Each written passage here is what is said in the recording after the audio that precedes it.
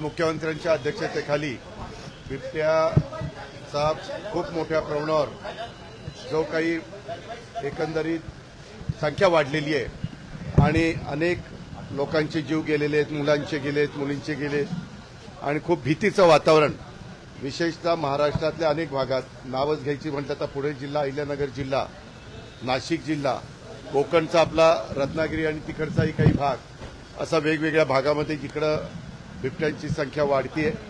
ही संख्या वाढलेली असताना ह्याच्यावर काय बंदोबस्त करायचा म्हणून तातडीची आज मुख्यमंत्र्यांनी मीटिंग आयोजित केलेली होती आणि त्या मीटिंगमध्ये ताबडतोब काही गोष्टी अशा आहेत की त्या तातडीनं सुरू करण्याची गरज आहे.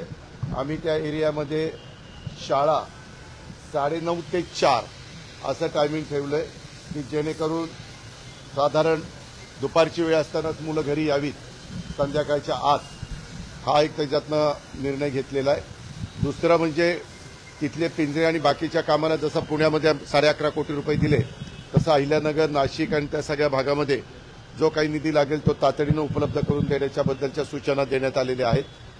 याबद्दल तिथले एसपी, पुण्याच्या जवळचे सीपी यांनी पण गस्त वाढवावी अशाही पद्धतीच्या सूचना आजच्या मीटिंगमध्ये देण्यात आलेल्या आहेत. केंद्र सरकारशी बोलून त्यांना जे काही बिबटे पकडायचे वनताराला पण विनंती केलेली आहे की आम्ही इकडे बिबटे पकडून तुमच्याकडे काही पाठवतो, परंतु त्यांच्याकडे इतके बिबटे सामावून ते घेऊ शकणार नाही. म्हणून जुन्नरच्या परिसरामध्ये माणिकडोहला एक बिबट्यांचं केंद्र निर्माण केलेलं आहे.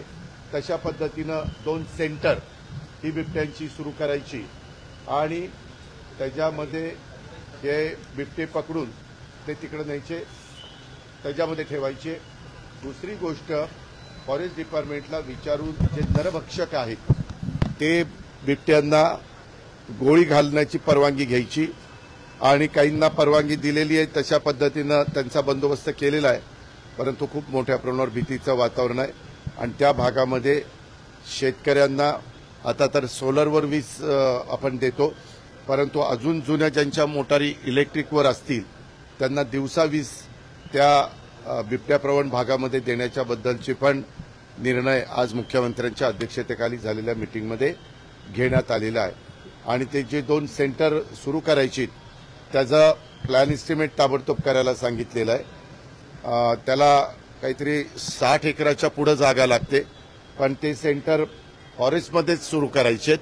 फॉरेस्टला तशा प्रकारची जागा उपलब्ध आहे आणि ते बिबटे पकडून त्याच्यामध्ये ठेवायचे.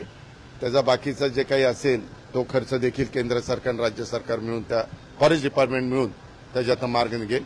परंतु कुठल्याही परिस्थितीमध्ये तिथल्या लोकांचं जे काही सुरक्षितता आहे ती धोक्यात येऊ नये म्हणून जी काही काळजी आणि खबरदारी ही एसपी, कलेक्टर, सीओ या सगळ्यांना तशा सूचना देऊन फॉरेस्टला पण तिथं अधिकचं लक्ष केंद्रित करायला सांगितलेलं आहे आणि ते जेवढ्या गतीनं बिबटे पकडता येतील तितक्या गतीनं पकडून त्यांना सेंटरमध्ये शिफ्ट करायचं. हा ऐका, आज ती पण चर्चा झाली. त्याच्या संदर्भामध्ये आपण केंद्र सरकारला अशी विनंती करतोय की काही प्राणी असे आहेत की ज्यांना तुम्ही मारू शकत नाही, परंतु काही प्राणी त्याच्यातनं काढले तर मला त्याचं एक एक्झॅक्ट नाव सांगता येईना तुम्हाला, तर त्यांना मग तुम्हाला मारता येतं. तर तशा पद्धतीने हे बिबटे सगळे जंगलात वाढलेले नाही. हे उसामध्ये त्या नर मादीला त्यांचा म्हणजे मादीला झालेली पिल्लं ही वर्षामध्ये साधारण 4-4 पिल्लं एक मादी घालते आणि त्याच्यातनं 8 पिल्लांची पैदास वर्षभरात होते आणि त्याच्यामुळे हे प्रमाण इतकं वाढलंय. तिथं पाणी आहे, तिथं ऊस आहे, ऊसातला पहिला त्यांना जागा आहे.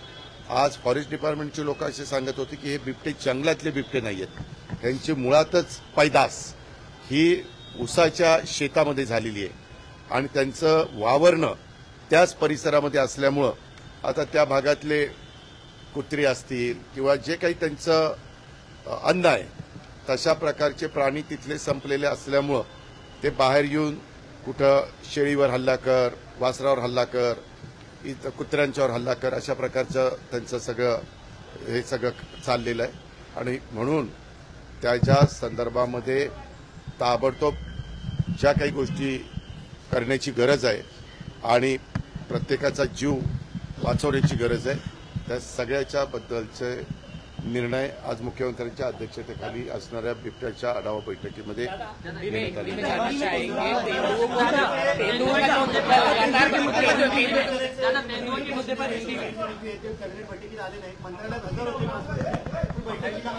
नाही, मला त्याच्याबद्दल काही माहिती नाही. मला ते जाणवलं पण नाही, कारण मी एकनाथराव आणि देवेंद्रजी आणि CS असं बसतो आणि मला असं वाटलं, कारण आमचे पण मकरंदाबा पाटील नव्हते, दत्तामाव भरणे नव्हते, मुश्रीफ साहेब पण लवकर निघून गेले कारण त्यांना जायचं होतं. तर माझा असा समज झाला की आज छाननी आहे, म्हणजे ह्याची अर्जांची 288 नगरपालिका आणि नगरपंचायतीची, आणि त्या छाननीमुळं संख्या रोडवली का काय असा माझा अंदाज होता, म्हणजे मला वाटत होतं. परंतु नंतरच्या काळामध्ये मी त्या मिटिंगमधनं इकडं निघून आलो आणि नंतर काही पत्रकार मित्रांनीच मला ते विचारलं की असं काही झालंय का, पण मला खरोखरीच आतमध्ये असं काही जाणवलं नाही. तर मी लगेच एकनाथरावनं विचारलं असतं की एकनाथराव, म्हणजे मी त्या अँगलने कधी बघितलं पण नाही, कारण सगळे असे वेगवेगळ्या त्यांच्या प्रोटोकॉलप्रमाणे जागा ठरलेल्या असतात आणि त्या पद्धतीने आम्ही बसलो. मित्र पक्षांकडून एकमेकांकडे घेतलेल्या नगरसेवकांकडून त्याच्यामधून नाराजी नाट्य रंगलेलं आहे. ऐका, आमच्या एक मिनिट, प्रत्येक जण आपापला पक्ष वाढवण्याचा प्रयत्न करत असतो आणि निवडणुकीच्या काळात हे प्रमाण मोठ्या प्रमाणावर वाढतं, तिकीटं देण्याच्या निमित्तानं वाढतं, अध्यक्षाची उमेदवारी देण्याच्या निमित्तानं वाढतं आणि त्याच्यातून आज मुख्यमंत्री आणि एकनाथराव शिंदेसाहेब आणि बाकीचे सहकारी, मी तिथं नव्हतो पण बसले होते अशी नंतरची मला माहिती, कारण आज आमचे पायाभूत सुविधेची पण मीटिंग होती, आमची ते बिबट्याच्या बद्दलची पण बैठक होती, बरेच आमदार VCवर पण जॉईन झालेले होते, त्या वेगवेगळ्या जिल्ह्यातले सगळे अधिकारी वर्ग पण तिथं हजर होता, पण त्याच्या संदर्भातली बैठक काहीतरी झाली असं माझ्या कानावर. धन्यवाद.